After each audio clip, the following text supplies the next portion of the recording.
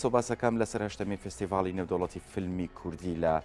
دهۆک ئەم فستیڤالە گرنگی و تایبەتمەندی خۆی هەبووە هەم لە لای دەستگای میدیای کورتساتیش کە بەرزنر خێنراوە فستیڤالەکە و تیمی دەستگای میدیای کورتسات کە ماوەی هەش ڕۆژە لێ بە بەردەوامی گرنگی بە فستیڤالەکە درێت و بە تایبەتیش پرۆگرامی کورتسات مەگەزین قسەباسی چڕی لەسەر چالاکیەکە کردووە. ئەمڕۆ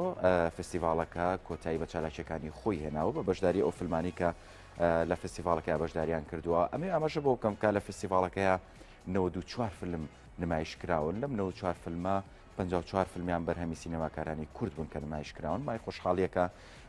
کورد لە ڕێگای فیلمەکانەوە دیارە فیلمی زیاترە بەڵام لە ڕێگای هەڵسەنگانی فستیڤالەکەەوە ئەو فیلمانە نمایشەکرێن کە دەستنیشانەکرێن بۆی بتوانرێت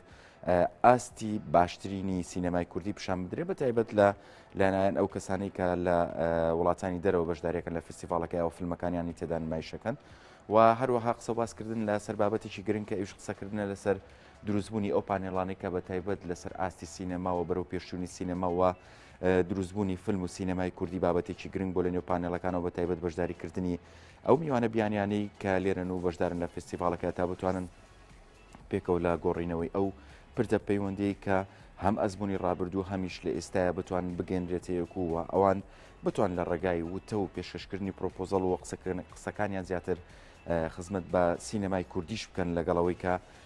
خۆیان سینەمای تایبەتی خۆیانەیە بتوان هاریکاریش بکەن هەر نەبێ و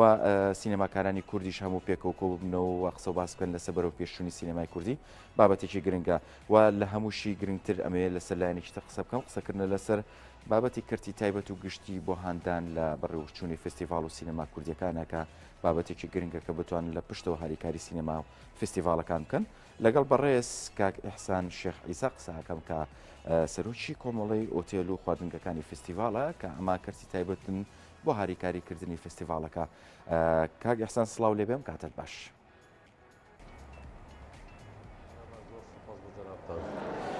کاک ئیحسان ئەمێ باسێک لەوە بکەین بەشداریکردنی کردی تایبەت لە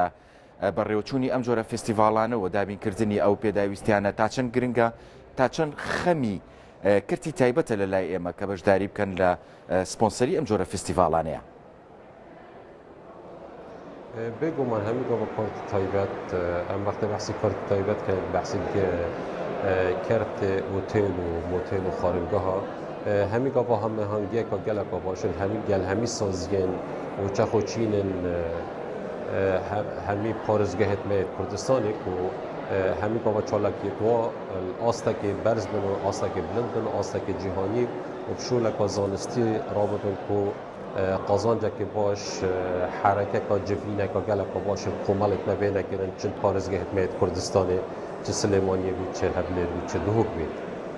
دڵخۆشی بە ئەف سەفاڵا بە هەشتەمینە نیڤدەوڵەتی یا سینەما فیلم ئەبە هەشت ڕۆژە پڕێ بە چیت کردە تایبەت ڕوولەکە گەلێکی مەزن تێدا هەبوو ئەوج بە حەوەندنە میوانە الۆتێلت مە الخارنگەهێت مە سپۆنسەرت مە هەرت گرنگیت مازن وەکی ئۆتێلت مە وەکی خانگەهێت مە یت دەرەجەیەک وەکی میدیا سەرای سپۆنسەرت هەرت گرنگ بوون بۆ و ئەڤ ستەڤالە پڕێ بە بچیت و ئەڤ ستەڤالە بکەیتە ئاستەکێ گەلێکی مازن و میوانت مە هەمی نەوعە ڕەحەتیەکی سەر ئاستێکی کۆڵەتی وێ زانستی بێت. تا چەند کردی تایبەت لە ئێستاە هەوڵێن کە بتوانن بێن بەشداری بکەن لە بەڕێوەچوونی ئەم جۆرە فستیڤالانەیە نەک تەنها فستیڤالەکان ئەکرێ بڵین لە بەرهەمهێنانی فیلم و سینەمای کوردیشە. تاکید یعنی هەمی گۆ بۆ کردی تایبەت یعنی ئەم بێژین پێژە برنۆ کۆمەڵە سەرمەلی کرد تایبەتە نسبەتی مە کرد حکومەت تەوجیها کرد تایبەتە بۆ کو ئەو کۆمەڵێ بگەهینتە ئاستێکی بلند وا فستیڤالا داد هەمی جۆرن فستیڤالا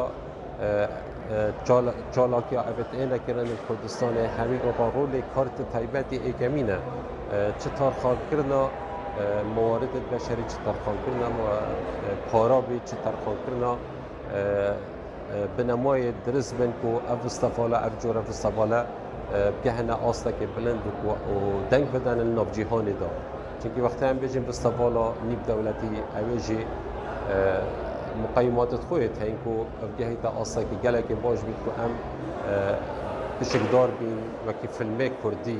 yê sînemayî 54 فیلم داد به فستیوال حکومتی پشکدار بوو. بێمە سەر پرسیارکردن لەسەرەوەی بەشداریکردنی کەرتی تایبەت لە فستیڤالەکان و نمایشکردنی لۆگۆی خۆیان تا چەند براندینێکی گەورەیە بۆ ئەو کەرتی تایبەتە بۆ ئەو لایەنە بۆ ئەو شوێنە کە سپۆنسەریەکەن لە فستیڤالەکانە. بالتأكيد يعني سبونسريا كارت تايبات بو واجورا فستيفالا بواجي بيتا باش خستنا كجلك مودرن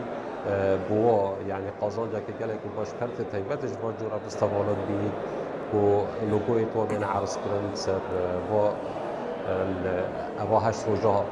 اف كارت تايبات ابيت باش يقدر بو سبونسريا بفستيفالا كري لوجو تو خاطنا عرس كرن اش دستيا ابي فستيفال رابوي كو ترازي بون سر اداء و سر پیش خستنا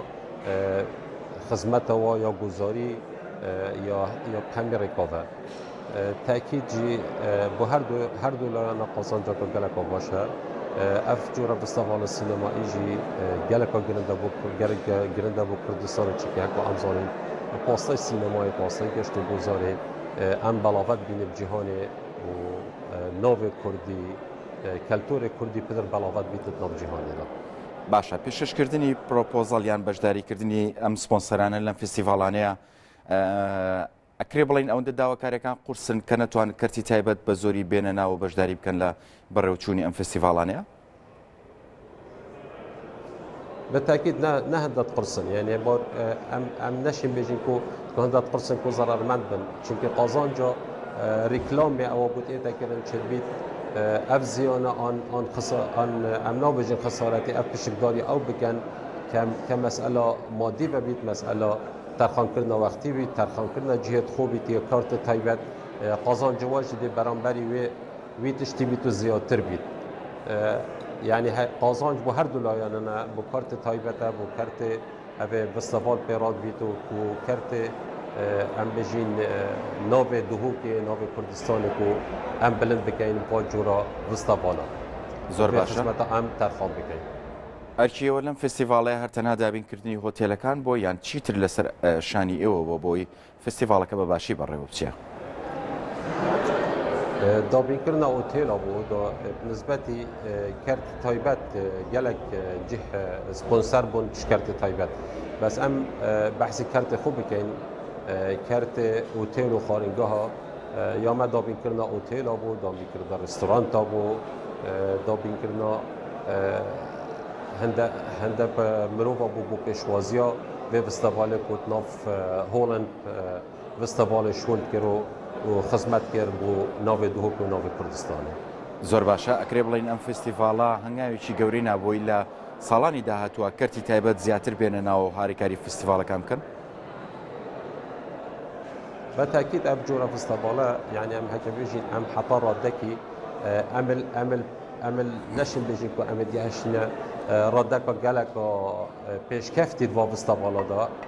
حتى عم بينين يعني أبجر فستيفال الدهوك تيتا كرن الباري هنجل سليماني هضمو كرن أم هول دين كو كارت تايبات